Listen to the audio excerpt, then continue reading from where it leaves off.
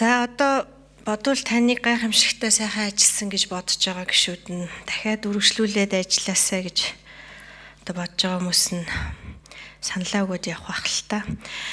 Тэгээ яг нь таны одоо нэр дэвшүүлж байгаа танилцуулгатай танилцахаар одоо яг ингээд нэлийн улс төр оролцсон.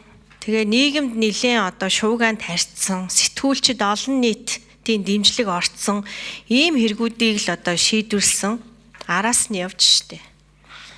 Одоо ингээл нүүрсний хулгайг л гадаа жигсаал гарсан, улс төрчид байр сууриа илэрхийлсэн. Ингээл араас нь дандаа ингэж явсан. Ийм нэг хідэн хэрэг л байгаа. Тэгээ босголийн зээлийн сан дээр гэхэд яг тухайд нийгмийн шуугаан дунд байсан учраас тэр үед нь хүмүүс эргэн төлөлтөө яарч сандраад олноороо хийсэн байхгүй. Тэгээ дараа жилээс нь эргэн төлөлт байхгүй болцсон. Одоо энэ жил байхгүй.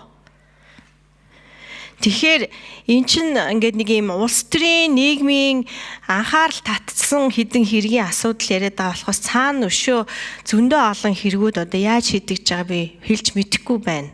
Ер нь бол авилгын төсөөллийн индекс бол ганцхан танай байгууллагын одоо ажлын үр дүн бишээ нийт одоо энэ улс төрчид төрийн байгууллага төрийн өмчт компаниуд гэдэг ингээ олон хүчин зүйл байгаа.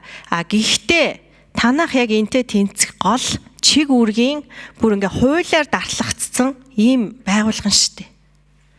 Тэгэхээр энэ оноо дийлэнх нь танаа хийж байгаа хэрэгжүүлж байгаа ажилтай бас холбоотой. Тэр цаашид ядаж энэ индексийг бид нар өсгмөр нь шүү дээ. Арга хэмжээ авмаар байна.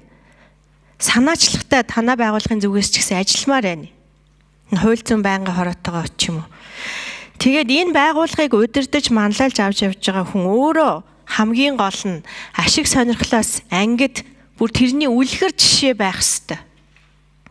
Ямар нэгэн улс төрийн албан тушаалтан ч юм уу, өөрийн хамаатан ч юм уу, нэгдмэл ашиг сонирхолтой этгээдээс ангид ажиллаа хийжээж энэ ажил чинь сайн явдаг гэж би боддог.